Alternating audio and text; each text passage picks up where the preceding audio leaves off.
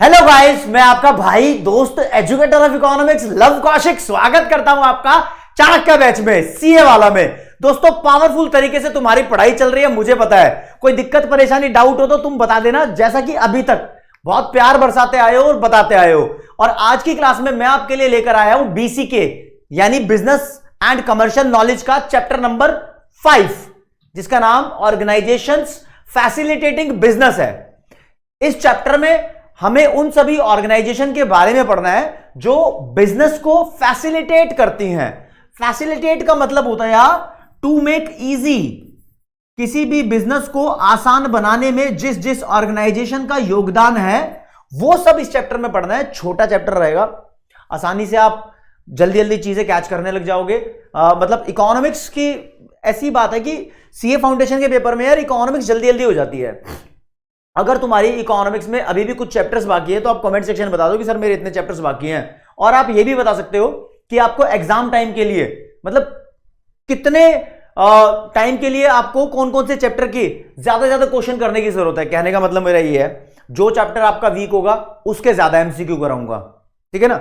और इस चैप्टर में सारे कॉन्सेप्ट्स करने के बाद मैं आपको लास्ट में कुछ एमसीक्यू कराऊंगा। आप वो एमसीक्यू का जवाब देकर अपना स्कोर चेक करके मुझे कमेंट सेक्शन में हमेशा की तरह बताएंगे कि आपने कितना स्कोर किया है। 10 एमसीक्यू कराऊंगा, 10 में से मुझे बताना कि आपके ठीक कितने हैं। तो दोस्तों, चैप्टर के कंटेंट में आपको बताऊं तो मोटे मोटे तौर पे 4 ऑर्गेनाइजेशन के बारे में आप पढ़ने वाले हो। RBI, SEBI, CCI competition commission of India और नबार्ड। बेसिकली ये है, नहीं तो आएगा तो IRDAB यहां पर, लेकिन मोटे मोटे तौर पर इन चीजों के बारे में पढ़ने वाले हो।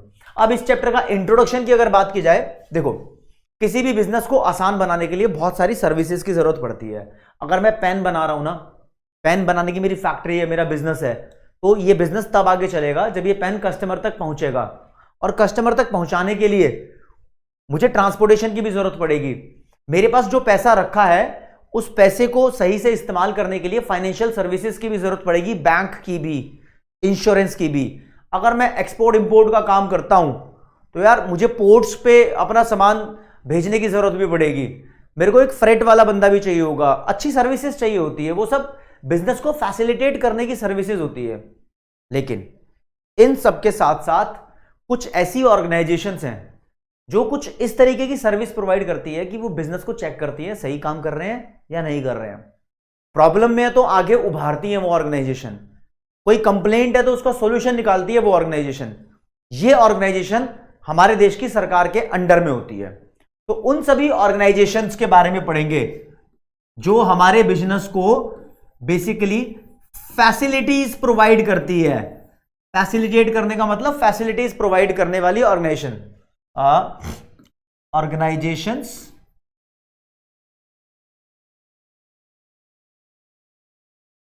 गिविंग फैसिलिटीज, उन सभी के बारे में पढ़ेंगे जो बिजनेस को करने के रूल सेट करें। बिजनेस कैसे आगे बढ़ेगा उसके लिए कुछ मेजर्स बनाए। बिजनेस में अगर कोई गलत कर रहा है तो ये ऑर्गेनाइजेशन उसके ऊपर फाइन, पेनल्टी, उनको सजा भी दे सकती है। बिजनेस के लिए किसी कानून की जरूरत है तो वो सभी ऑर्गेनाइजेशन पढ़ाऊंगा जो कानून बनाती है बिजनेस के लिए। और यहां पर डिवाइड किया हुआ है कि कुछ ऑर्गेनाइजेशन ऐसी होती है जो आपके बिजनेस को पैसे की सपोर्ट भी प्रोवाइड कर सकती है, और कुछ ऐसी होती है जो पैसे की सपोर्ट नहीं प्रोवाइड करती लेकिन आपके डेवलपमेंट के लिए, कानून बनाने के लिए वो साथ में काम करती रहती है। कोई नए नाम नहीं है, नाम पुराने ही हैं, आपने सुने होंगे। लेकिन उससे पहले छोटी सी बात, गवर्नमेंट भी एक बिजनेस फैसिलिटेटर है। फैसिलिटेटर का मतलब गवर्नमेंट भी बिजनेस आसान बनाती है। जब से हमारा भारत देश आजाद हुआ है तो गवर्नमेंट ने 1948 में इंडस्ट्रियल पॉलिसी रेजोल्यूशन बनाया था, पहला ये बिजनेस को आसान करने के लिए बनाया। और बताऊं, 1956 में इसको रिवाइज किया, IPR फिर से बनाया गया। और टाइम टू टाइम हमारे देश की सरकार इंडस्ट्रियल पॉलिसी बनाती रही है। इंडस्ट्रीज के लिए जो रूल सेट करती है, पैरामीटर्स और स्टैंडर्ड सेट करती हैं। तो गवर्नमेंट का एक बहुत बड़ा रोल होता है। गवर्नमेंट ने 91 में देखो इकोनॉमिक पॉलिसी बनाई, इसको इकोनॉमिक रिफॉर्म्स बोलते हैं, या फिर लिबरलाइजेशन, प्राइवेटाइजेशन, ग्लोबलाइजेशन की पॉलिसी बोल लो, LPG। और कहीं कहीं लिखा हुआ है globalisation, privatisation and liberalisation, GPL policy, ये नाम लिखा हुआ है। तो सरकार ने इकोनॉमिक पॉलिसी बनाई, ये भी बिजनेस के लिए हेल्पफुल है। प्राइवेटाइजेशन का मतलब होता है प्राइवेट सेक्टर का रोल इंक्रीज करना। लिबरलाइजेशन का मतलब होता है कि बिजनेस या फैक्ट्री खोलने के लिए कुछ रूल्स को कम कर देना, किसी भी बिजनेस के लिए रूल्स कम करना, रिलैक्सेशन प्रोवाइड करना एक ही बात है। और ग्लोबलाइजेशन का मतलब होता है एक देश का ताल्लुकात दूसरे देशों से रखना, यानी एक देश का और दूसरे देश के बीच में एक्सपोर्ट इंपोर्ट जैसे ट्रांजैक्शंस की शुरुआत कराना। तो ये काम बेसिकली गवर्नमेंट ने ग्लोबलाइजेशन में किए। तो गवर्नमेंट टाइम टू टाइम कुछ इंप्रूवमेंट, कानून बनाती आई है सरकार, वो कानून के बारे में हमें यहाँ पढ़ना है। खैर जब किसी ऑर्गेनाइजेशन का नाम आएगा तो उससे रिलेटेड कानून उसके साथ साथ पढ़ते रहेंगे। कुल मिला के चैप्टर क्या बोलता है, एक ओवरव्यू के तौर पर आपको बताता हूं। पूरे चैप्टर के अंदर ऑर्गेनाइजेशंस गिवन है आपको जो बिजनेस को फैसिलिटेट कर रही है इंडिया में। ये दो तरीके की ऑर्गेनाइजेशन है, कुछ फंडिंग ऑर्गेनाइजेशन है, यानी जो बिजनेस को पैसा फंड प्रोवाइड करती है, इसमें बहुत सारी हैं, ठीक है, नाम पढ़ने 1 2 3 के। बस चौथे नंबर पे जो आपके काम की है नाबार्ड, ये पढ़ना है आपने, national bank for agriculture and rural development, सब कुछ डिटेल में सबसे लास्ट में इसके बारे में पढ़ाऊंगा।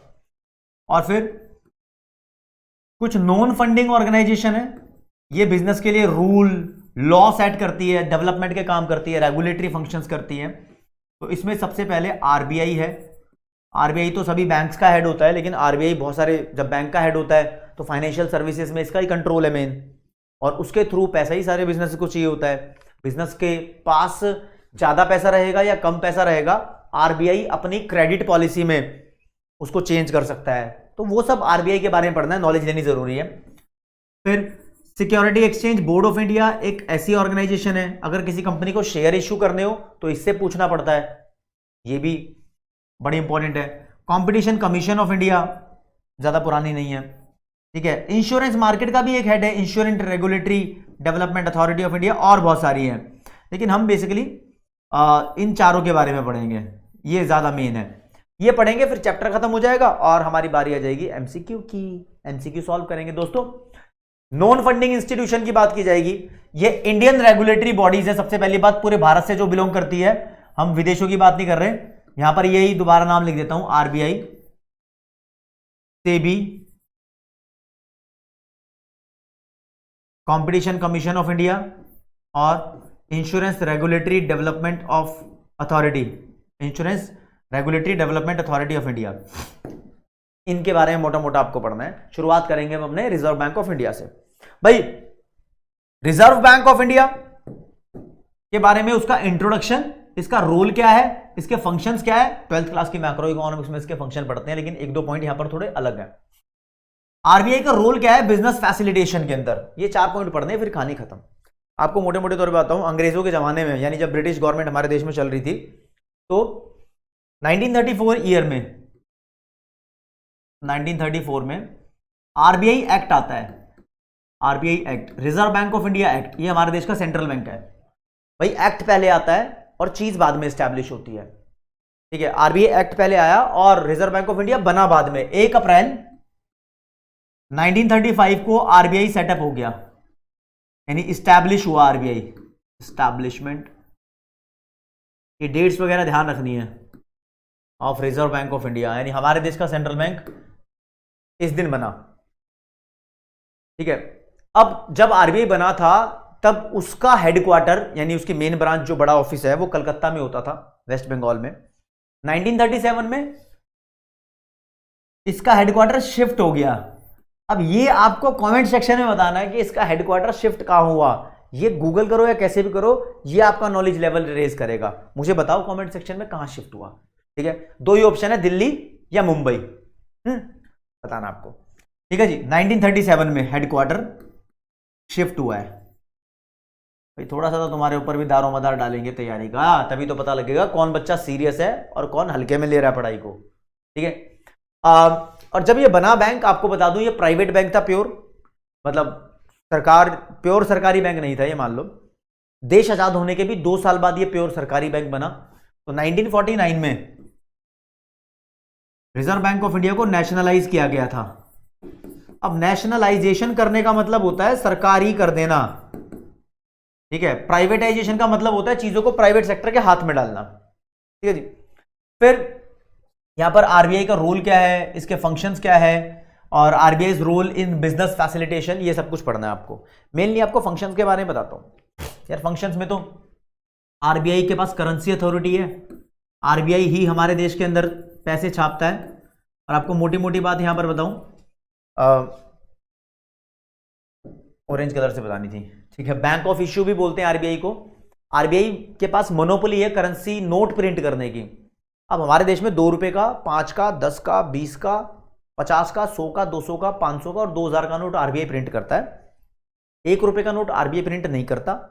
जितने भी कॉइन्स होते हैं वो आरबीआई नहीं मिंट करता। कॉइन्स होते हैं मिंट, ठीक है, नहीं बनाता। ये जितने भी कॉइन्स हैं, चाहे 1 का, 2 का, 5 का, 10 का, 20 का, कोई भी कॉइन हो, ये फाइनेंशियल मिनिस्ट्री बनाती है। 1 रुपए का नोट भी फाइनेंशियल मिनिस्ट्री बनाती है, जो कि गवर्नमेंट ऑफ इंडिया के अंडर में आती है, सेंट्रल गवर्नमेंट ऑफ इंडिया के अंडर में आती है। और यहां पर एक क्वेश्चन फिर आपके मन में आता होगा, सर आरबीआई अनलिमिटेड पैसे छाप देता है क्या? आरबीआई अनलिमिटेड पैसा नहीं छापता, उतना पैसा छापता है जितना एक देश के पास गोल्ड का रिजर्व रखा है, प्लस फॉरेन एक्सचेंज का रिजर्व रखा है, प्लस गवर्नमेंट सिक्योरिटीज रखी है। और इसको बोलते हैं minimum reserve system. Minimum reserve system, MRS. इसके तहत ये रिजर्व है, मतलब इतना जितना ये रखा होगा उतने ही पैसे छापेगा। फिर एक नेक्स्ट क्वेश्चन आएगा, सर जितने मर्जी पैसे छाप दे, फिर अनलिमिटेड पैसा छाप देगा तो मनी सप्लाई ज्यादा हो जाएगी, एक देश में ज्यादा हो जाएगी तो उस देश में महंगाई आ जाएगी, तो ओवर इन्फ्लेशन हो जाती है, इस वजह से ज्यादा पैसे नहीं छापता। ज्यादा डिटेल में खैर इस बात पे जाना नहीं है आपको। फिर आरबीआई बैंकर्स का बैंक है। जितने हमारे बैंक होते हैं ये उन सभी बैंकों का बैंक है। ये उनको लोन भी देता है, उनके डिपॉजिट को अपने पास एक्सेप्ट भी करता है। फिर ये गवर्नमेंट का बैंक है, गवर्नमेंट्स बैंक। अब बैंक तो क्या ही है बताता हूं। गवर्नमेंट का बैंक है, एक तो गवर्नमेंट के पैसे अपने पास जमा करता है, गवर्नमेंट को ये लोन भी देता है। गवर्नमेंट की जो कंपनी है, पीएसयू बोलो, पीएसयू, उन सभी कंपनी के अकाउंट मैनेज करता है। सरकार को कहीं पे पेमेंट करनी है तो आरबीआई कर देता है। आरबीआई गवर्नमेंट के डेट को मैनेज भी करता है। जैसे सीए प्राइवेट कंपनी के अकाउंट्स को मैनेज करता है, ऐसे गवर्नमेंट के पास भी सीए होते हैं तो बोलते हैं गवर्नमेंट, ऐसे आरबीआई के पास भी सीए होते हैं तो बोलते हैं कि गवर्नमेंट कंपनी के अकाउंट्स को मैनेज आरबीआई करता है। और गवर्नमेंट कंपनी नहीं बोलना चाहिए, सही से पीएसयू बोलना चाहिए, पीएसयू, पब्लिक सेक्टर अंडरटेकिंग्स। इसको पीएसई भी बोलते हैं, पब्लिक सेक्टर एंटरप्राइजेस, ठीक है जी। और कस्टोडियन ऑफ फॉरेन एक्सचेंज होता है, इसकी ही कस्टडी में हमारे देश की फॉरेन करेंसी रखी होती है और गोल्ड रखा होता है, Nations gold. Custodian of foreign exchange, forex मैंने शॉर्ट में लिख दिया, आप पूरा लिख देना। और फिर ये 2 फंक्शन जो आएंगे 5वें और 6ठे नंबर पे, ये आपने पहले 12th क्लास में नहीं लिखे देखे होंगे एनसीईआरटी में। एक प्रोमोशनल फंक्शन होता है,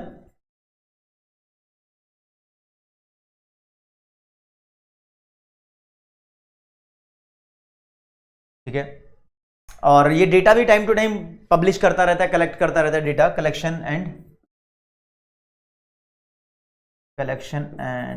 पब्लिकेशन ऑफ डेटा। आरबीआई के फंक्शन से क्वेश्चन आता रहता है, मतलब कोई भी मनी सप्लाई कितनी है, सीआरआर कितनी है, एसएलआर कितनी है, ये सब कुछ।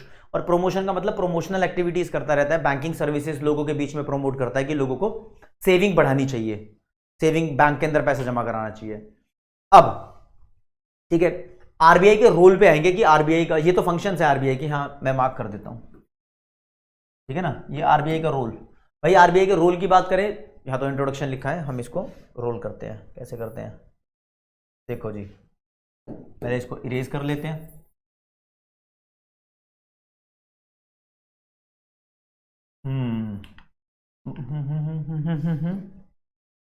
यहां पर लिखेंगे रोल ऑफ आरबीआई।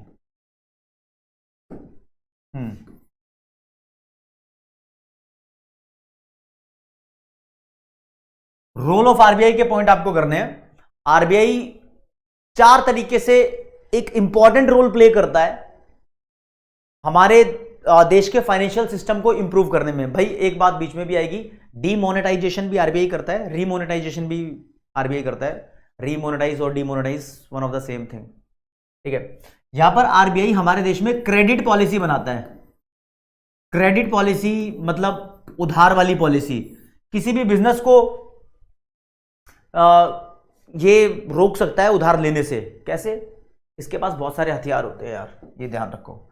आरबीआई के पास CRR, SLR, LRR, bank rate, repo rate, reverse repo rate जैसे हथियार है। इनमें से किसी को भी वो इंक्रीज कर देता है तो मनी सप्लाई कम हो जाती है देश में, है ना।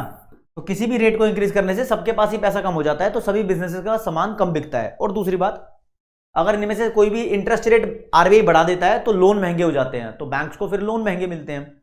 और बात सुनो, और क्या इंपैक्ट पड़ता है बेसिकली, यहां पर आपको एक बेसिस पॉइंट वाला कॉन्सेप्ट जानना जरूरी है अभी बीच में। बेसिस पॉइंट क्या होता है? मान लो आरबीआई ने बैंक रेट 4.5% की हुई थी, ये हर 3 महीने में बदलती रहती है, बार बार बदलती रहती है, तो कितनी बैंक रेट है, कितनी रेपो रेट है, ये आपसे क्वेश्चन पूछने का नहीं कोई भी। अब आरबीआई ने इसको बढ़ाकर 4.75 कर दिया, तो 0.25% बढ़ा दिया ना, इसको बोला जाता है कि 25 बेसिस पॉइंट बढ़ा दिया। ये बेसिस पॉइंट का चक्कर आपको पता होना चाहिए। 1% में 100 बेसिस पॉइंट होते हैं। कोई भी चीज 6 से 6.5 हुई है तो 50 बेसिस पॉइंट यहां बढ़ाए गए हैं, इस बात को ध्यान रखना, ठीक है। क्रेडिट पॉलिसी बनाता है, करेंसी पॉलिसी आरबीआई बनाता है कि देश के अंदर कितना पैसा छापना है, ये आरबीआई का रोल है।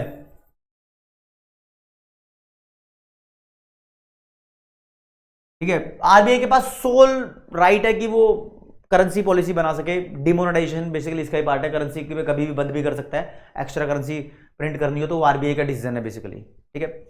और फाइनेंशियल सिस्टम को डेवलप करने का काम भी आरबीआई का है, तो डेवलपमेंट ऑफ फाइनेंशियल सिस्टम, अगर किसी को बैंक खोलना है ना तो आरबीआई से लाइसेंस लेना पड़ता है, आरबीआई की परमिशन लेनी पड़ती है, ठीक है।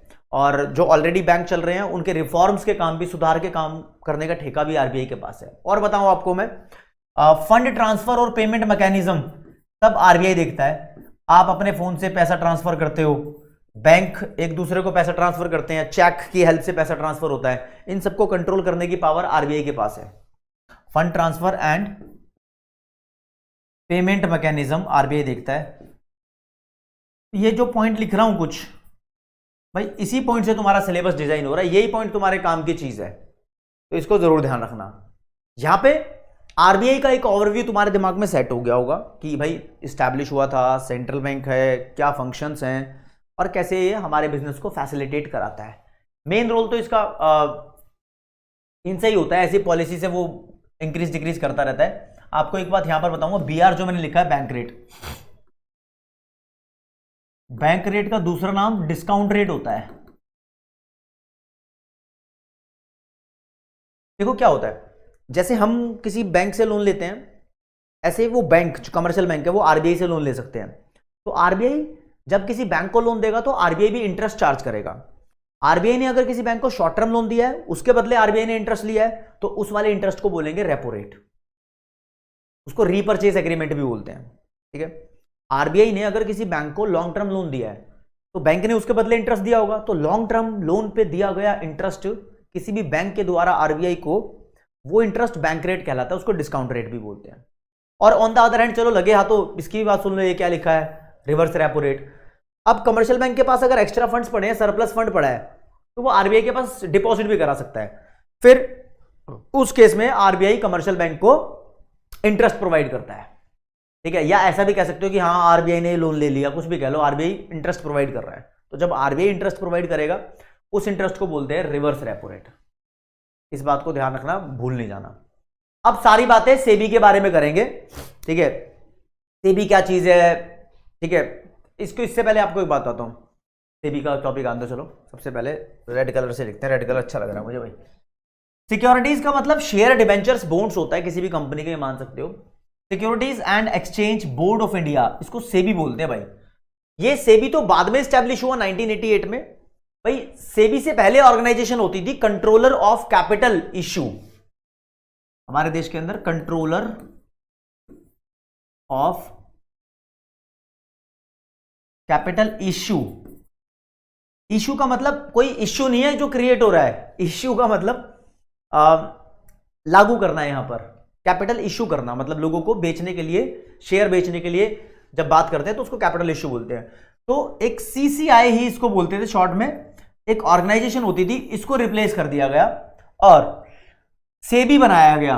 भाई सेबी 12 अप्रैल 1988 में बना था, आप मानो तो ये स्टैब्लिश हुआ था।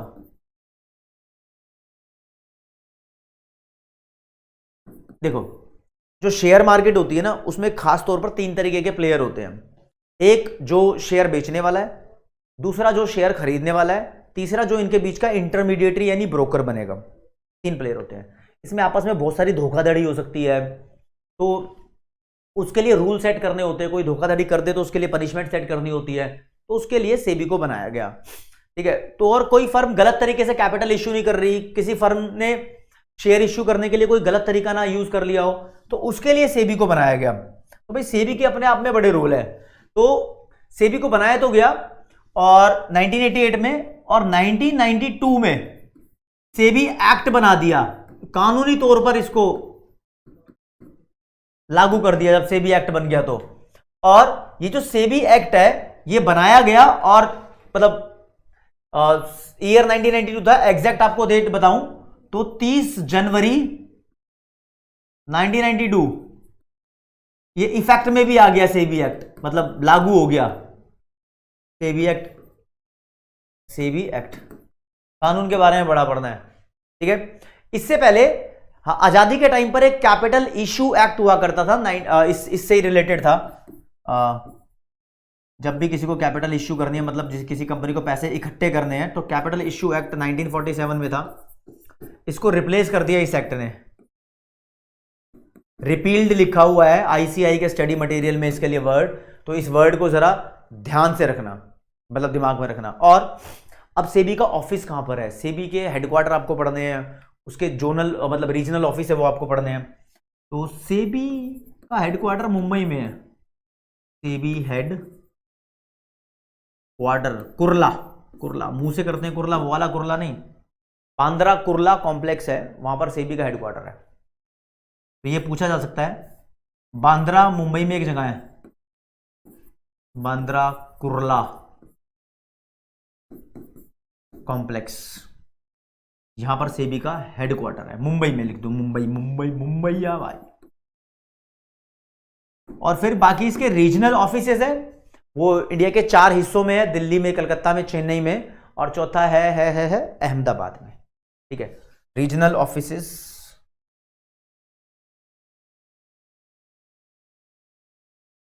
ये पेपर में आ सकता है भाई, ठीक है।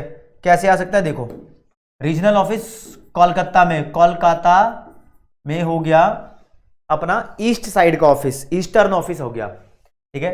न्यू दिल्ली लिख दो, नॉर्थ ऑफिस हो गया, और वेस्ट वाला हो गया अहमदाबाद में, और साउथ के लिए बना दिया चेन्नई में। तो 4 रीजन है, चारों रीजन के लिए अलग अलग ऑफिस बना दिया, ठीक है जी। अब सेबी की कॉम्पोजिशन क्या है, रेस्पॉन्सिबिलिटीज क्या है, इसका रोल क्या है, एक्चुअली ये प्रोटेक्शन, रेगुलेशन और डेवलपमेंट, ये तीनों चीजें करता है मार्केट में, ठीक है। इसके अंदर बेसिकली मोटे मोटे तौर पर आपको बताऊं, ऊपर जगह छोड़ी हुई, पहले ऊपर जगह को इस्तेमाल कर लेता हूं। कॉम्पोजिशन ऑफ सेबी लिखता हूं, सेबी के अंदर कुल मिला के 9 मेंबर होते हैं, यहां से पेपर में क्वेश्चन आता है, 9 मेंबर होते हैं उस्ताद, लाल रंग का इस्तेमाल करूंगा, ठीक है। इसको कैसे कैटेगरी में डिवाइड करना आपने ध्यान रखो, 1 2 3 4 ऐसे करके पढ़ेंगे, और व्हाइट कलर से वापिस आ जाएंगे, ठीक है। पहले भी आता है तुम्हारा 1 मेंबर, यानी एक अकेला मेंबर, फिर लिखेंगे 2 मेंबर, फिर लिखेंगे 1 मेंबर, और फिर लिखेंगे 5 मेंबर, टोटल मिला के हो गए 9 मेंबर। स्पेशली क्यों लिखा है, क्योंकि ये मेंबर ऐसे डिवाइड किए हुए हैं कि इसको कौन चूज करता है। पहला जो एक अकेला मेंबर होगा सेबी का, ये मेंबर हमारे देश की सेंट्रल गवर्नमेंट चूज करेगी, इसको ही चेयरमैन बोलते हैं। सेबी का चेयरमैन हमारे देश की सेंट्रल गवर्नमेंट के द्वारा चूज किया जाता है, चूजन बाय या अपॉइंटेड बाय सेंट्रल गवर्नमेंट। अभी हाल फिलहाल जब ये वीडियो लेक्चर बनाया जा रहा है, तब एनडीए बीजेपी की गवर्नमेंट है, तब वो चूज कर रही है इसको। तो इस बारे में ध्यान रखना है। बस जो ये बंदा चूज किया है उसके बारे में ध्यान रखना कि उसको लॉ की, फाइनेंस की, अकाउंट्स की और इकोनॉमिक्स की अच्छे लेवल की नॉलेज होनी चाहिए, उसको चूज करेगी कंपनी, ठीक है। फिर उसके बाद दूसरे नंबर पे मिनिस्ट्री ऑफ सेंट्रल गवर्नमेंट ही है, यानी केंद्रीय मंत्रालय है, जो 2 मेंबर और चूज करता है। उस बंदे को इसको लिख दूं, मिनिस्ट्री ऑफ सेंट्रल गवर्नमेंट 2 बंदे और चूज करेगी, जिसको कंपनी एक्ट की अच्छी नॉलेज होगी। कंपनी एक्ट 2013 की जिस बंदे को बढ़िया नॉलेज होती है, 2 मेंबर वहां से चूज होते हैं, ठीक है।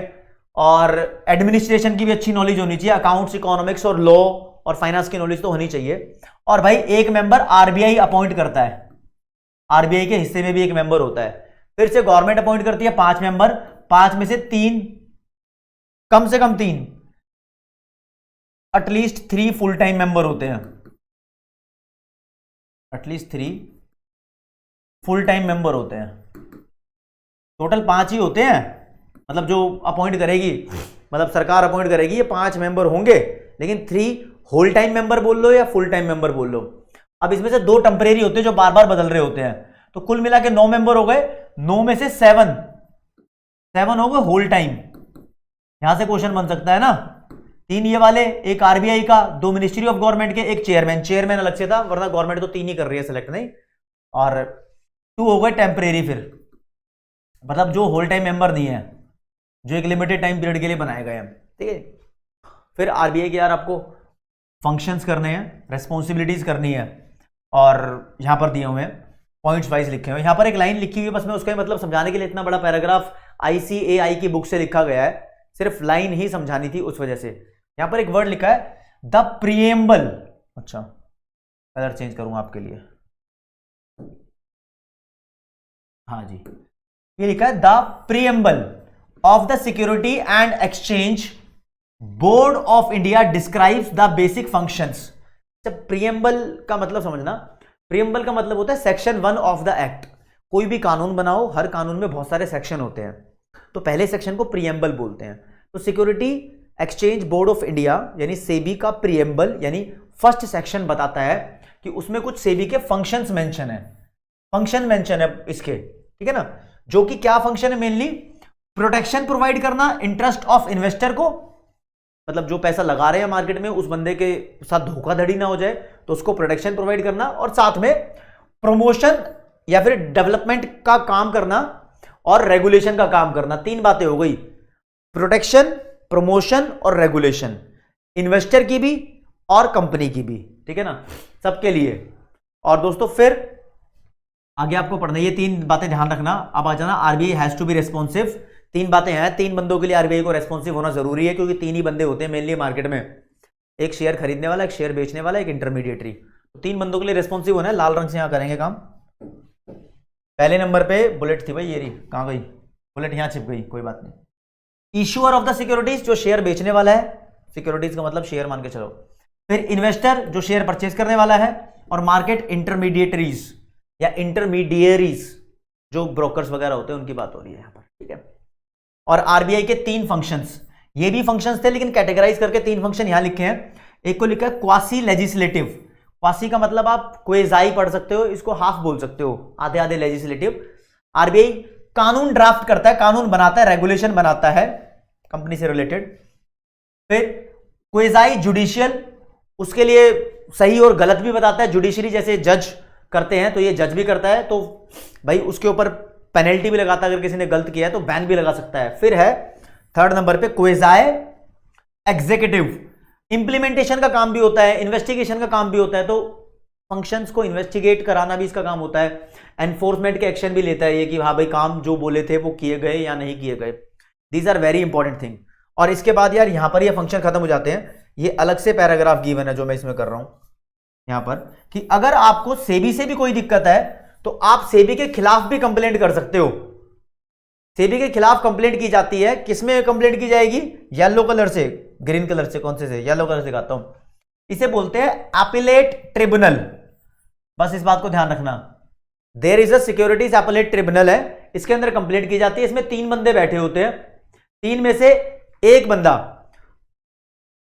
हाई कोर्ट का पुराना जज है, जेपी नाम है, mister justice JP Deodhar, a former जज ऑफ बॉम्बे हाई कोर्ट। हाँ जी, बॉम्बे हाई कोर्ट का पुराना मतलब पहले जज थे यहां पर, अब इस एपेलेट ट्रिब्यूनल के हेड है। अगर यहां से भी आप सेटिस्फाइड नहीं होते तो वही सीधा सुप्रीम कोर्ट के पास जाना पड़ेगा। तो ये बात ध्यान रखना, सेबी एक ऐसी अथॉरिटी है जो बहुत कुछ कंट्रोल कर रही है, शायद उसके डिसीजन से कोई सेटिस्फाइड ना हो।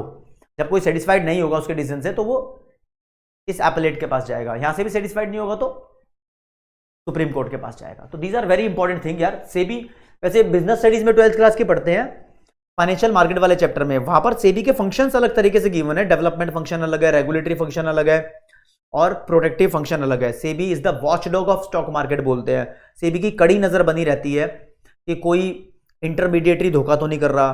कोई ब्रोकर बनेगा तो ब्रोकर बनने के लिए लाइसेंस जो चाहिए वो सेबी के पास होना चाहिए।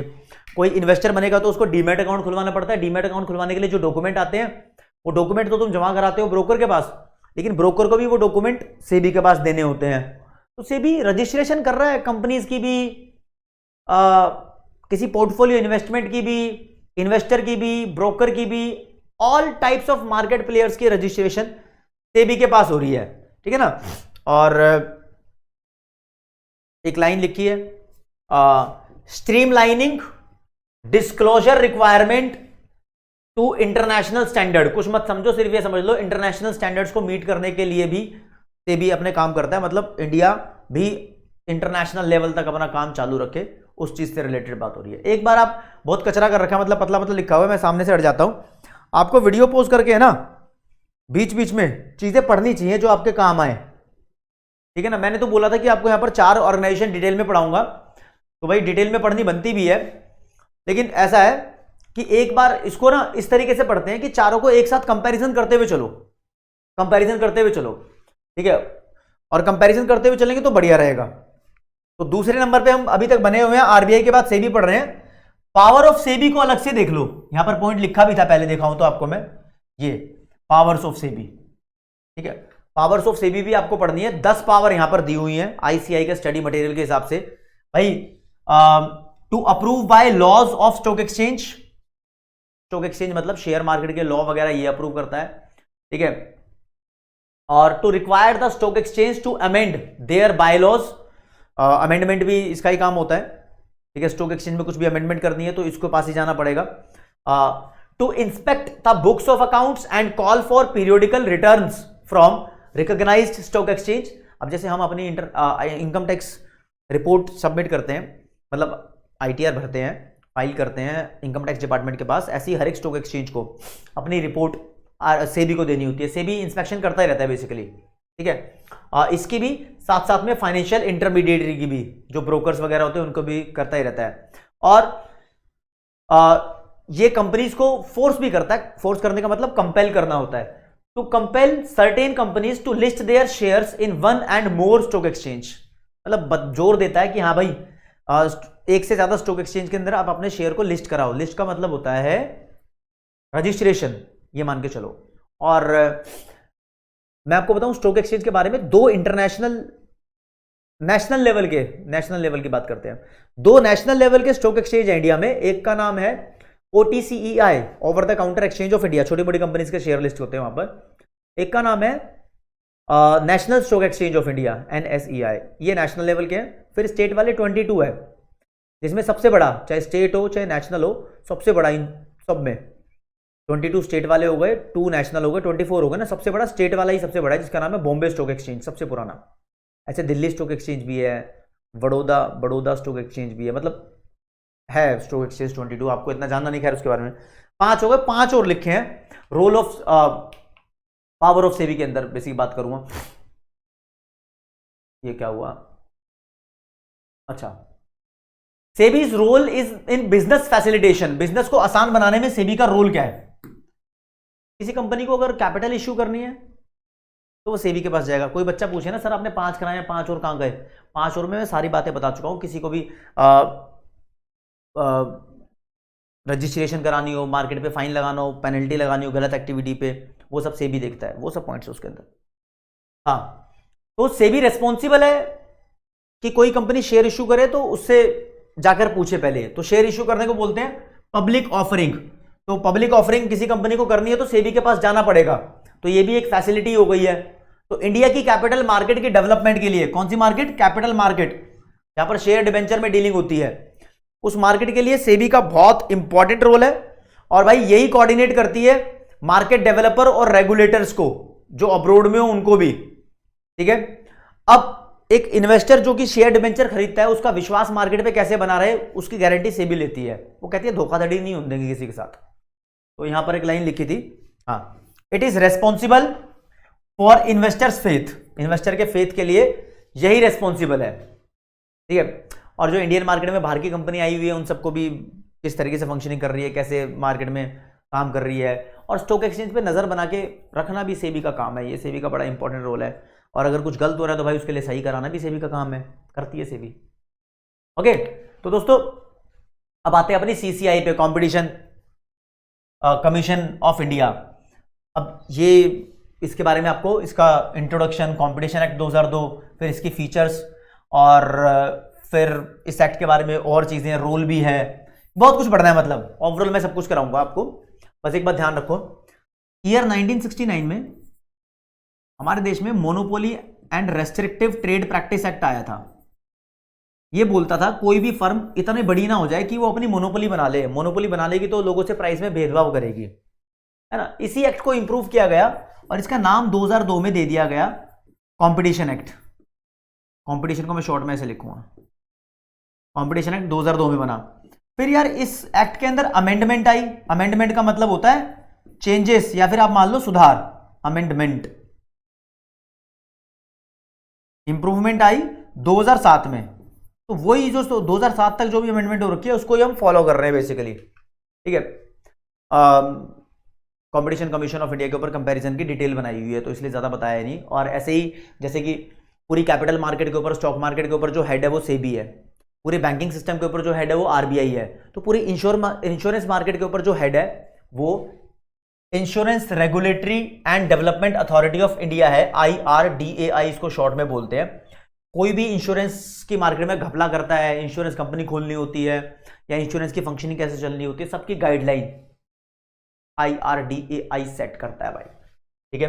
तो इसकी ड्यूटीज क्या है, पावर क्या है, किस लिए ये बनी थी, हर एक चीज इन कंपैरिजन में दी हुई है भाई। ये ICAI के सिलेबस से स्ट्रिक्टली टेबल ली हुई है, जानबूझ के ली है, ताकि आपका कॉन्फिडेंस भी यहां से बढ़ता रहे और आप चीजों को सही तरीके से समझ पाओ। देखो इधर आरबीआई के बारे में लिखा है, इधर सेबी के बारे में, इधर competition commission of India full form के साथ, इधर IRDA के बारे में। एक कंपैरिजन भी हो जाएगी, आप पढ़ भी लोगे सही से। पहले नंबर पे कब ये सेटअप हुए थे, मतलब एस्टैब्लिशमेंट, स्थापना कब हुई थी, आरबीआई की इस डेट को हुई थी, सेबी की इस डेट को हुई थी, पहले बता चुका हूं। अच्छा एक बात, अप्रैल 12 1988 में एस्टैब्लिशमेंट हुई थी, लेकिन इसको स्टैट्यूटरी स्टेटस 1992 में दिया था, मतलब 1992 में ये हेड बनी थी स्टॉक मार्केट की, 88 में हेड नहीं थी, ठीक है। कंपटीशन कमीशन ऑफ इंडिया नया आइटम है, 14 अक्टूबर 2003 को, और IRDA भी 2000 में बनी, ठीक है। इनके कानून कब आए, ये बना 35 में लेकिन कानून 34 में आ गया था, इसका कानून बाद में आया, ठीक है। इसका कानून भी पहले आया था, इसका कानून भी पहले आया था। जनरली कानून पहले आता है, चीज बाद में बनती है, ठीक है। लेकिन सेबी के साथ ऐसा हुआ, चीज पहले बनी, कानून बाद में आया। और थर्ड नंबर पे इंपॉर्टेंट प्रेसिडेंट्स बेसिकली माने जाएंगे। आगे क्या हुआ इनमें, आगे क्या चीज इंपॉर्टेंट हुई है, जैसे आरबीआई बन गया था 1935 में, लेकिन सरकारी हुआ, ये पहले प्राइवेट था ना, 49 में सरकारी हुआ, तो 49 में ये नेशनलाइज हुआ था। ऐसे ही बात करें तो कुछ इंपॉर्टेंट चीज किसकी प्रेसिडेंट्स मिली है किसको, यानी इसमें बात करेंगे कि किस चीज के, मतलब इसमें आगे कुछ नया हुआ। तो जो सेबी थी, सेबी से पहले एक कैपिटल इशू एक्ट हुआ करता था, उसको खत्म करके सेबी एक्ट बनाया गया, ये 1947 में था, ठीक है। किसको रिप्लेस किया, कंट्रोल ऑफ कैपिटल इश्यूज नाम की एक अथॉरिटी थी, ऑर्गेनाइजेशन थी, इसको खत्म कर दिया और सेबी बना दी। बस ध्यान रखना किसको खत्म करके कौन आगे बढ़ा है, ठीक है। यहां पर MRTP act, monopolies commission under the repeals monopolies and restrictive trade practice है, MRTP एक्ट 1969 को खत्म करके बस ये वाला एक्ट बना है, कहानी खत्म, इतना ध्यान रखना। और IRDAI की बात आता हूं, इंश्योरेंस एक्ट चलता था हमारे देश में 1938 में, और एक the life insurance corporation act अलग से था 1956 में, और एक जनरल इंश्योरेंस बिजनेस जो नेशनलाइजेशन भी हुआ था 1972 में। सबको सबकी अमेंडमेंट, सबको रिप्लेस करके नया एक्ट आ गया, IRDA एक्ट 1999 में। इसके अंदर सब कुछ लिखा हुआ है। अब ये वाला एक्ट माना जाता है, ये वाला एक्ट नहीं, इस बात को ध्यान रखना। यही कंपैरिजन नहीं है, ये तो 3 पॉइंट हो गए कंपैरिजन के, पहला, दूसरा, तीसरा। अब ये रहा चौथे नंबर का, एसेंशियल मैंडेट, मतलब कि इनके अंदर क्या चीज कंपलसरी आ रही है, किस चीज के हेड है बेसिकली जानो। आरबीआई हमारे देश के अंदर पूरी मनी मार्केट का, बैंकिंग सिस्टम का हेड है, जो उनके लिए रूल्स सेट करता है। यहां पर वर्ड यूज किया हुआ है, setting rules of the game for money market. Game मान लो गेम है, ठीक है। मनी मार्केट का हेड, कैपिटल मार्केट यानी शेयर मार्केट का हेड हो गया हमारा सेबी, और नॉन फाइनेंशियल मार्केट का हेड है हमारा सीसीआई। यानी नॉन फाइनेंशियल मतलब पैसों की मार्केट नहीं है, लेकिन सामान बेचा जा रहा है, लेबर मार्केट की बात नहीं है यहां पर। जो गुड्स एंड सर्विसेज का सेल परचेज से रिलेटेड है, उसमें कंपटीशन, कोई अपनी मोनोपोली ना बना ले, तो ऐसा कुछ काम होता है यहां पर। तो market for goods and service की बात की है, उसका हेड सीसीआई। हेड का मतलब ये नहीं कि यही सब कुछ है, कंट्रोलिंग अथॉरिटी है बेसिकली, ठीक है। इन सबकी एपेक्स अथॉरिटी है। एपेक्स का मतलब होता है सबसे बड़ी, सबसे बड़ी मनी सिस्टम की सबसे बड़ी, शेयर मार्केट की सबसे बड़ी, गुड्स मार्केट की सबसे बड़ी, और इंश्योरेंस मार्केट की सबसे बड़ी। तो मार्केट फॉर इंश्योरेंस प्रोडक्ट, चाहे जनरल इंश्योरेंस हो, चाहे वो लाइफ इंश्योरेंस हो, सबसे रिलेटेड। 4 पॉइंट हो गए। 5वें नंबर का यहां पर मेन फंक्शन, सारे फंक्शन आरबीआई के कराए हैं, मोनेटाइजेशन वगैरह अलग से यहां पर नाम लिख दिया। आरबीआई देखो बैंकिंग सिस्टम को कंट्रोल करता है, साथ साथ में फॉरेन एक्सचेंज सिस्टम को भी कंट्रोल करता है, और थोड़ा बहुत रोल भी होता है इसका फॉरेन करेंसी के डिटर्मिनेशन में, ठीक है, मतलब फॉरेन एक्सचेंज रेट में। फिर सेबी के बारे में लिखा हुआ है, इसका मेन फंक्शन क्या है, overseeing issues of capital by the companies, companies के जो भी इश्यूज होते हैं कैपिटल को लेकर, या imposing listing and other disclosure requirement. Impose करना मतलब जैसे फाइन इंपोज करते हैं, फाइन लगाते हैं। लिस्टिंग का मतलब शेयर होता है, या फिर कुछ और डिस्क्लोजर रिक्वायरमेंट, शॉर्ट में बोल दिया LODR, ठीक है। तो इस बात को ध्यान रखना, listing other disclosure requirement, LODR, ठीक है, इस पे ध्यान रखना है। और सीसीआई का काम मर्जर और एक्विजिशन जैसी चीजों पर भी देखना होता है, कहीं दो चीजें मर्ज होकर मोनोपोली तो नहीं बनाने जा रही, ठीक है। कंपनी के एग्रीमेंट्स वगैरह किस तरीके से बन रहे हैं, कंपटीशन रहना चाहिए, मोनोपोली नहीं होनी चाहिए, उस चीज पर यह ध्यान रखता है।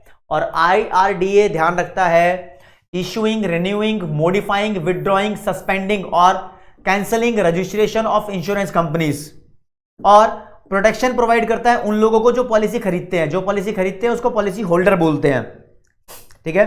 और देखते हैं कि वो कितना इंश्योरेंस प्रीमियम चार्ज कर रहे हैं पब्लिक से। प्रीमियम मतलब वही किस्तें, इंस्टॉलमेंट हो गई इंश्योरेंस की, है ना।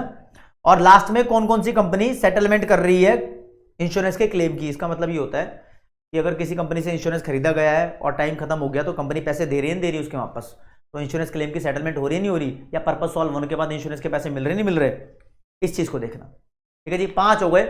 6ठे नंबर पे बिजनेस फैसिलिटेशन का जो पॉइंट था कि वो कैसे रोल प्ले करती है। भाई ये डायरेक्ट रोल प्ले करता है, रेगुलेट करता है, चाहे कोई बैंकिंग और नॉन बैंकिंग फाइनेंशियल इंस्टीट्यूशन हो या इंटरमीडिएशन हो, ठीक है। वो उसका सारा हिसाब किताब ये रखता है, कितना किसको उधार दे रही है और किस पर्टिकुलर सेक्टर को उधार दे रही है। सेक्टरल उधार पे भी ध्यान रखता है, ठीक है, आरबीआई। और सेबी फैसिलिटेट कैसे करता है, लोगों को, फर्म्स को बोलता है कि हाँ भाई तुम फंड रेज कर लो, पैसा इकट्ठा कर लो मार्केट में, शेयर मार्केट में कैपिटल इशू कर लो, कोई दिक्कत नहीं है, हाँ लेकिन कुछ रूल बनाए हैं, वो रूल तो फॉलो करने ही होंगे। और सीसीआई एक फेयर बिजनेस चलाने पे ध्यान देता है, कहता है कि छोटा बिजनेस हो या बड़ा बिजनेस हो, दोनों को चलना है। तो एक एक्ट भी है हमारे देश में, medium and small, micro small medium enterprise act. ये वैसे 2006 में बना था, अब इसमें अमेंडमेंट होते होते ज्यादा बार अमेंडमेंट हो गई है। खैर ये कहता है कि कोई अपनी पावर का, बड़ी एंटरप्राइज है तो पावर का मिसयूज नहीं करेगा, तो छोटी मोटी एंटरप्राइज को प्रिवेंट करता है ये बड़ी कंपनी के पावर से। तो को एग्जिस्टेंस पे विश्वास रखता है कि सारी कंपनियां एक साथ एग्जिस्ट करें। और भाई IRDA इंश्योर करता है that important service efficiently enable transfer of business risk. Business में जो रिस्क है उसको मिनिमाइज करने के लिए लोग इंश्योरेंस परचेज करते हैं, तो इंपॉर्टेंट सर्विसेज की डिलीवरी, ठीक है। अब इनके पास क्या क्या टूल्स हैं, क्या क्या कॉन्सेप्ट्स हैं, क्या क्या business commercial knowledge, important terms, कुछ भी इंपॉर्टेंट टेक्निकलिटी क्या है इनके पास भाई। SLR, CRR, bank rate, repo rate, reverse repo rate, देखो यहां लिखा है discount rate. Discount rate actually bank rate का दूसरा नाम है, तो दो बार लिख दिया इसने यहाँ पर, ठीक है ना। हाँ, तो इस बात को ध्यान रखना। अब लिस्टिंग, कॉर्पोरेट गवर्नेंस, अच्छा कॉर्पोरेट गवर्नेंस एक ही वर्ड है और लिस्टिंग का मतलब रजिस्ट्रेशन होता है। यहाँ पर बिजनेस कॉम्बिनेशन, मर्जर वर्जर मान लो, ठीक है। लाइफ इंश्योरेंस और नॉन लाइफ इंश्योरेंस कंपनी होती है, नॉन लाइफ इंश्योरेंस कंपनी को जनरल इंश्योरेंस कंपनी बोलते हैं। इस टर्म्स को ध्यान रखना भाई, 7 डिफरेंस हो गए यहाँ पे, ठीक है जी।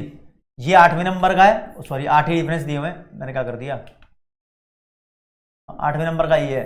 रिसेंट लैंडमार्क डेवलपमेंट क्या हुई है, इन्होंने ऐसा क्या नया किया है हाल ही में, तो भाई साहब अभी तो आरबीआई ने 8 नवंबर 2016 को रीमोनेटाइजेशन किया था, इसको डीमोनेटाइजेशन भी बोलते हैं। 500 के नोट बंद कर दिए थे और 1000 के, और नए 500 और 2000 के नोट इश्यू किए थे। नए नोट इश्यू करना रीमोनेटाइजेशन, पुराने नोट बंद करना डीमोनेटाइजेशन।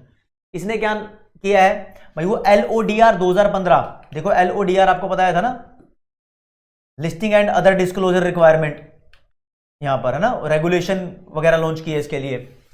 अब CCI ने क्या नया किया है CCI के बारे में बोलते हैं। CCI ordered investigation into the एलिज्ड anti competition practices of e-commerce major such as deep discounting. कुछ कंपनियां बहुत ज्यादा डिस्काउंट देके दूसरों को बंद कराना चाहती है, तो ऐसी एक्टिविटीज पे ध्यान रखता है कंपटीशन कमीशन ऑफ इंडिया, ठीक है। और preferential listing and promotion of certain labels and exclusive deals on certain products, कोई फालतू की एक्सक्लूसिव डील देते हैं दूसरी कंपनी को बंद कराने के लिए, तो उन पे सब पे ध्यान रखता है ये। और IRDAI came up with guidelines for corona कवच, कोरोना के लिए अलग से इंश्योरेंस की पॉलिसी लेकर आई है, कोविड-19 स्पेसिफिक हेल्थ इंश्योरेंस पॉलिसी, ये इस केस से में आ जाएगी भाई, नया इसने कुछ किया है, कुछ तो किया है। अब खत्म हो गए भाई इनके, अब मेन माजरा आया है नॉन फंडिंग इंस्टीट्यूशन खत्म होने के बाद फंडिंग इंस्टीट्यूशन, यानी बिजनेस को फैसिलिटी। पानी पी लूँ यार मैं बहुत, तुम भी मेरी आवाज़ सुन रहे होंगे कैसे कैसी हो रही है। एक सेकंड रुक जाओ बस, एक घुट पानी पिया जाएगा तब बात बनेगी, ठीक है ना। बीच बीच में पानी पीना ही चाहिए, बहुत देर हो गई तुम्हें भी देखते देखते।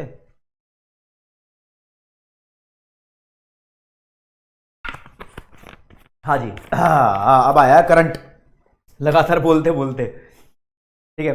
एक तो यार वो व्हाट्सएप बंद करना अपना, जो बंदे फालतू फालतू में तुम्हें मैसेज करते हैं ना, उनको पेपर तक तो साइलेंट पे कर दो। व्हाट्सएप बड़ा खतरा बना हुआ आजकल, है ना, जीने नहीं देता, मतलब पढ़ते पढ़ते ही मैसेज आते हैं, फोन ही साइलेंट पे रखा करो, कुछ ही ध्यान रखो।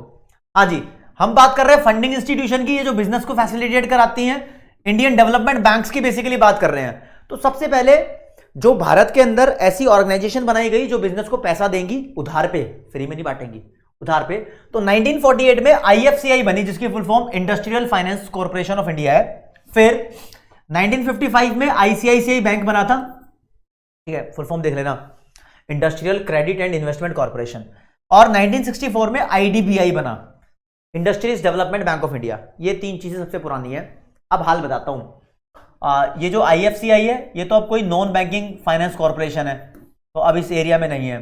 ये दोनों के दोनों अब कमर्शियल बैंक बन चुके हैं, ठीक है, अब कमर्शियल बैंक है। सच बताऊं तो तुम बोलोगे सर ICICI तो 1994 में हुआ था, भाई ICICI पहले ही था, गवर्नमेंट ने इसको नेशनलाइज कर दिया था, फिर 1994 में दोबारा आया, कमर्शियल बैंक बना, ठीक है ना, इस बात को ध्यान रखना। चलो जी, अब नाबार्ड के बारे में कर दो, नाबार्ड का रोल, ये सारी एक्टिविटीज 5 एक्टिविटीज ये रही, सॉरी 5 एक्टिविटीज ये रही। रोल ऑफ नाबार्ड बेसिकली आपको छोटी छोटी बातें बता दूं। 1982 में नाबार्ड स्टैब्लिश हुआ, किस लिए स्टैब्लिश हुआ ये सुन लो। ये अपने आप में जैसे RBI पूरे इंडिया की मॉनेटरी सिस्टम को कंट्रोल करने की एपेक्स अथॉरिटी है ना, ऐसे नाबार्ड रूरल एरिया में जो फाइनेंशियल इंस्टीट्यूट हैं जो रूरल एरिया में क्रेडिट प्रोवाइड करते हैं उनकी एपेक्स अथॉरिटी है। चाहे वो एग्रीकल्चर हो चाहे अलाइड एक्टिविटीज हो, उसमें पैसा उधार देते हैं। जैसे कि रीजनल रूरल बैंक्स होते हैं, RRBs कौन से होते हैं, उनके लास्ट में बेसिकली विकास लगा होता है, ग्रामीण लगा होता है। जैसे बांग्लादेश का सबसे बड़ा फेमस रीजनल रूरल बैंक है जिसका नाम है ग्रामीण विकास बैंक। तो ऐसे बैंक्स को ये हेड करता है। लैंड डेवलपमेंट बैंक हो गए या फिर गांव के अंदर कोई ऐसे कमर्शियल बैंक भी हो गया, ठीक है। कुछ इंस्टीट्यूट्स को, कुछ उन ऑर्गेनाइजेशंस को ये पैसा उधार पे भी देता है। एक सेकंड यार, क्या हो गया, तो पैसा उधार पे भी नाबार्ड देगा उन सभी ऑर्गेनाइजेशन को जो ऑर्गेनाइजेशन गांव में लोगों को पैसा उधार पे दे रही है ताकि वो अपनी एग्रीकल्चरल एक्टिविटीज अच्छे से चला पाए और अपना सारा काम अच्छे से कर पाए। और तो और ऊपर से ध्यान रखना, ये उनको कोऑर्डिनेट करता है, उनके फंक्शंस अच्छे से चल रहे हैं नहीं चल रहे हैं उनका चेकअप ये करता है। तो नाबार्ड का भाई बहुत अच्छा खासा रोल है। एक बात और, नाबार्ड डायरेक्टली लैंड नहीं करता, नाबार्ड किसी किसान को सीधा पैसा उधार नहीं देगा, ये जो लोग उधार देने वाले हैं उनको उधार देगा। ऐसे सेल्फ हेल्प ग्रुप होते हैं, सेल्फ हेल्प ग्रुप की भी हेल्प यही करता है। सेल्फ हेल्प ग्रुप एक ऐसा ग्रुप होता है जो मान लो 100 लोगों ने मिलकर बना लिया, तो वो थोड़ा थोड़ा तो पैसा इकट्ठा करेंगे, वो पैसा इकट्ठा करके एक दूसरे की हेल्प करेंगे, फिर जिस बंदे को उसकी जरूरत है।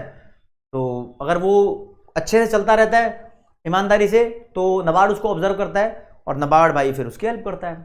तो भाई यहां क्या लिखा है, रोल ऑफ नाबार्ड, सबसे पहले पे serve as an apex financing agency, सबसे बड़ी फाइनेंसिंग एजेंसी है गांव वाले इलाके के अंदर, विलेज वाले एरिया के अंदर, तो जो डेवलपमेंट एक्टिविटीज पे यहां पर ध्यान देते हैं, इस बात को ध्यान रखना। फिर takes measures toward institution building, और उस इलाके के अंदर कुछ एक और इंस्टीट्यूट बनाना हो तो उसमें भी ये ध्यान लगाता है। रूरल फाइनेंसिंग की एक्टिविटीज को कोऑर्डिनेशन करने का काम भी इसका है। छोटे छोटे वर्ड ध्यान रखने, बस पूरा रट्टा नहीं मारना अब इसको। फिर इनको मॉनिटर करना और इवेल्युएट करने का काम भी इनका है, मॉनिटरिंग एंड इवेल्युएशन, कुछ गलत तो नहीं हो रहा। और रीफाइनेंस करता है इनको, रीफाइनेंस का मतलब उनको भी पैसों की जरूरत है बड़ी बड़ी इंस्टीट्यूट्स को, तो यही देता है, मोटे मोटे तौर पे बात हो गई। और दोस्तों नाबार्ड ऑल्सो, नाबार्ड की full form national agricultural bank for rural development, ठीक है। NABARD also has a portfolio of natural resource management programmes involving diverse fields like watershed development, tribal development and farm innovation through dedicated funds set up for the purpose. भाई इन सब चीजों के लिए भी उसने funds बनाए हुए हैं, ये बड़े इंपॉर्टेंट है, मतलब ये वर्ड इंपॉर्टेंट थे इसलिए यहां पर लिखे हैं, आप ध्यान रखना इस चीज को।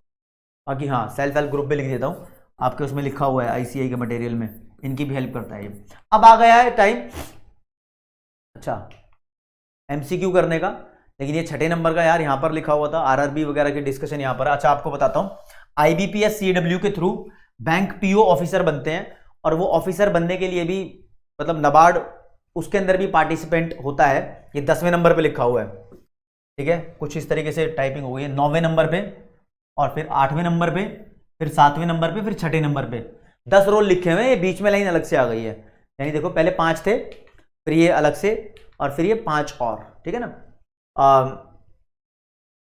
कह रहा NABARD partakes in the development of institutions which help in rural economies, rural economy में हेल्प करने के लिए नाबार्ड डेवलपमेंटल काम करता है। NABARD also keeps check on it's client institutes, जो इसके क्लाइंट इंस्टीट्यूट्स हैं उनके ऊपर चेक ऑन कंट्रोलिंग रखता है। और भाई it regulate the institutes which provide financial help to the rural economy. जो बातें आपको बता चुका हूं उससे रिलेटेड ही है, आप जब एमसीक्यू क्वेश्चन देखोगे तो क्रैक कर जाओगे क्वेश्चन। हाँ इंपॉर्टेंट यहां क्या लिखा है, जो अलग बात लिखी है वो देख लो। ट्रेनिंग फैसिलिटी प्रोवाइड करता है, कोई नया इंस्टीट्यूट है या फिर वहां पर उनके एम्प्लॉइज को कैसी नॉलेज होनी चाहिए उसके लिए ट्रेनिंग ये करता है, ठीक है। और बेसिकली कोऑपरेटिव बैंक्स को, जैसे उसका एग्जांपल क्या हो गया, Punjab and Maharashtra bank cooperative bank है, ठीक है। और आरआरबी जैसे बैंक को भी ये मैनेज करता है, मतलब मैनेज तो अपने आप को खुद करेंगे, उनके ऊपर भी इसकी एक नजर होगी कंट्रोल करने वाली। अब आपके सामने 10 एमसीक्यू क्वेश्चन जल्दी जल्दी कराऊंगा फराटेदार, आपको जैसे मैं क्वेश्चन पढ़ा नहीं है मैंने, ठीक है, आपको फटाक से वीडियो पोस्ट करनी है और खुद इसका आंसर देना है कमेंट सेक्शन में, फिर मैं हैंड टू हैंड इसका आंसर बता दूंगा। इस तरीके से इसकी प्रैक्टिस करेंगे, ठीक है जी। पहले नंबर पे, who was the regulatory body for controlling financial affairs in India before SEBI? SEBI से पहले कौन कंट्रोल करता था फाइनेंशियल अफेयर्स को? ऐसे पोज कर लो क्वेश्चन को, फिर आंसर दे दो। पहले पे controller of capital issues, reserve bank of India, insurance regulatory and development authority of India और गवर्नमेंट ऑफ इंडिया। तो सही जवाब है इसका कंट्रोलर ऑफ कैपिटल इश्यूज यानी ए, इसके साथ जाएंगे, ठीक है जी। इतने में आपको आंसर ऐसे मिल भी जाएगा, ठीक है। अगला question, when was SEBI constituted? SEBI कब बना था? 4 ईयर है, 1 2 3 4, 88, 90, 86, 89, जल्दी से बताएंगे। अच्छा, सेबी एक्ट 1992 में बना था, लेकिन सेबी स्टैब्लिश हुआ था 1988 में, इस बात को ध्यान रखना। ए के साथ जाएंगे। नेक्स्ट क्वेश्चन आपके सामने, आप इतने में ना पॉज कर लिया करो, कमेंट कर दिया करो, और फिर मुझे स्कोर भी बताना कि आपने कितना स्कोर किया, ठीक है। How many members of SEBI should be from RBI? RBI से सेबी के कितने मेंबर होने चाहिए? 4 3 1 2 मेंबर का क्वेश्चन। सेबी से क्वेश्चन देखा जाता है पेपर में, एक होना चाहिए आरबीआई से, 30 का सही है। एक चेयरमैन सेंट्रल गवर्नमेंट से बनेगा, 2 बंदे अलग से, ये भी सेंट्रल गवर्नमेंट से जिसको कंपनी एक्ट 2013 की नॉलेज हो, तीसरे पे आरबीआई से, अच्छा तीसरे पे आरबीआई से, हाँ ठीक है, लेकिन मेंबर एक ही होगा। कितने हो गए, 1 2 3 और एक 4, और फिर 5 होंगे, वो भी सेंट्रल गवर्नमेंट ही करती है, इसमें 3 होल टाइम मेंबर होते हैं एटलीस्ट, ठीक है ना, तो टोटल मिला के 9 हो गए। चौथे नंबर का question, where can the first appeal against SEBI be made? अगर सेबी के डिसीजन से आप सेटिस्फाइड नहीं हो तो पहली बार अपील कहां करोगे? 4 ऑप्शन है, हाई कोर्ट, सुप्रीम कोर्ट, या सिक्योरिटीज एपेलेट ट्रिब्यूनल, या आरबीआई। आपने वीडियो पोस्ट कर दी होगी मुझे पता है, लेकिन आंसर में बताया था इसका सी है, ठीक है। इसके जज का नाम तुम कमेंट सेक्शन में बता दो। बताया था बॉम्बे हाई कोर्ट के फॉर्मर जज थे जेपी, आगे क्या नाम बताओ, चलो मैंने बता दिया वैसे तो। Question number 5, who regulate the currency in the country? हमारे देश में करेंसी को कौन रेगुलेट करता है? SEBI, RBI, central bank, finance ministry. बड़े आसान लेवल का क्वेश्चन है भाई, कौन कंट्रोल करता है बताओ? आरबीआई कंट्रोल करता है, करेंसी पॉलिसी भी बनाता है। यहां पर 10 क्वेश्चन कराऊंगा, टोटल 5 हो चुके हैं। छठे नंबर पे आ जाओ, बड़ा क्वेश्चन है। The RBI has been wasted with extensive power to control and supervise commercial banking system under which act? RBI ने किस एक्ट के अंडर में ये कमर्शियल बैंकिंग पावर को कंट्रोल किया है? ये मान लो कि भाई पावर की बात हो रही है, आरबीआई के पास कौन से एक्ट के अंडर में पावर है? एक्ट के यहां पर लिखे हुए लिस्टेड, आरबीआई के एक्ट 33 में, 34 में, 35 में, 36 में, 4 साल में लिखा हुआ है, आपको पता होना चाहिए। आरबीआई एक्ट आरबीआई बनने से पहले आ गया था, ठीक है, और वो भी 1934 में। आरबीआई से रिलेटेड एक ही एक्ट ध्यान रखना है, कोई भी क्वेश्चन है उसका आंसर फिर वही होगा। अगला, व्हेन वाज आईआरडीएआई कॉन्स्टिट्यूटेड? ये कब बनी थी आईआरडीएआई? इंश्योरेंस की हेड जो है, ये कब बनी थी बताओ? 4 ऑप्शन, 97, 98, 99 और 2000। 7वें क्वेश्चन का आंसर मैं बता दूं, 1999 में या 2000 में? बताओ इस क्वेश्चन का आंसर। अब मैं आपको नहीं बताऊंगा, आप ये मैं हर बार ऐसा करता हूं ना, एक क्वेश्चन का आंसर आपसे कमेंट सेक्शन में मांगता हूं, इसका आप बताएंगे। अगले पे, विच सेक्शन आईआरडी एक्ट? इसका आंसर मिल ही गया तुम्हें, पिछले वाले का 1999 नहीं, चलो कोई नहीं। 1999 आईआरडी एक्ट जो था, उसका कौन सा सेक्शन है जो ड्यूटीज, पावर्स और फंक्शंस ऑफ आईआरडीए बताता है? जिसका मैंने आंसर आपको नहीं बताया, तो इसमें सेक्शंस है, सेक्शन 10, 12, 14, 5, मतलब मैंने पढ़ाया भी नहीं, तो मेरा ही धर्म बनता है कि मैं आपको इसका आंसर बता दूं। भाई सेक्शन 14 में लिखा हुआ है, ठीक है, आरबीआई के आईआरडीआई के पावर, ड्यूटी और functions. 9th question, which of the following statement about RBI is incorrect? चारों में से कौन सी गलत स्टेटमेंट है? वीडियो पोस्ट करके चारों पढ़ लो, मैं पढ़ाता हूं। It deals largely with government, central and state bank, सारे बैंकों से डील करता है, सही है statement. It rules is to ensure monetary stability including stability of domestic price levels, stability वगैरह देखना, प्राइस लेवल का, इकोनॉमिक स्टेबिलिटी, सब इसका काम है, लाइन सही है। One of its mission is to protect the interest of policy holder. Policy holder से तो आईआरडीए का लेन देन है, आरबीआई का कोई लेन देन नहीं है, ये लाइन गलत लिखी है, तो क्या अगली पढ़ लेते हैं। The RBI is the soul authority for the issue of currency in India. Yes, currency issue करता है, तो सी गलत है, सी से कोई लेना देना नहीं है, हम सी के साथ जाएंगे। यही बताना था कौन सी लाइन इनकरेक्ट है। लास्ट क्वेश्चन, तो what is the constitution of competition commission of India? Constitution का मतलब होता है competition of commission of India के अंदर कौन कौन होता है, कितने लोग होते हैं, तो उसकी कॉन्स्टिट्यूशन की बात हो रही है, ठीक है। लिखा हुआ है, एक chairperson and 6 members appointed by the central government. क्या लिखा हुआ, यही होते हैं, टोटल 7 बंदे होते हैं, एक चेयरपर्सन और 6 बंदे जो सेंट्रल गवर्नमेंट कर रही है अप्रूव, मतलब अपॉइंट कर रही है। ये मैंने सारे ऑप्शन इसलिए नहीं पढ़े क्योंकि मैंने बता रखा था आपको। क्वेश्चन देखते वीडियो पोस्ट करके कमेंट कर देना आंसर, मुझे लगता है कि आपने कमेंट कर दिया होगा। तो भाई आज की क्लास में पूरा चैप्टर शॉर्ट में हो गया है, इसी तरीके से पूरा चैप्टर करना है। तो आज की क्लास यहीं खत्म होती है। जय हिंद, जय भारत, नमस्कार, धन्यवाद।